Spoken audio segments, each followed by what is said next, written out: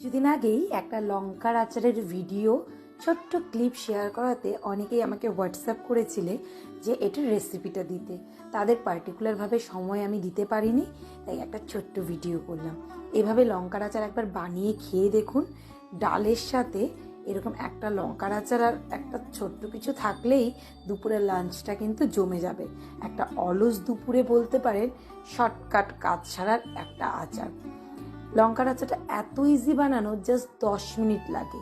একবার দেখুন বানানোর প্রসেসটা। মশলার মধ্যে শুধু আচারি মশলাগুলো দিয়েছি, আর এটা আপনারা যে কোনো লঙ্কা দিয়ে বানাতে পারেন, তবে এরকম একটু মোটা মোটা লঙ্কা হলে খেতে বেশ ভালো হবে। মিডিল থেকে চিড়ে নিয়ে লঙ্কাটা একটু বেশি করে তেল দিয়ে ফ্রাই করে নিয়েছি, হালকা, বেশি না। তারপর মশলাগুলো দিয়ে দিয়েছি। মশলার মধ্যে আছে ধনে, জিরে, মৌরি, হলুদ, লবণ, নুন, লেবু, যা যা দেখলেন এসব দিয়ে জাস্ট মিক্স করে নামিয়ে নিই।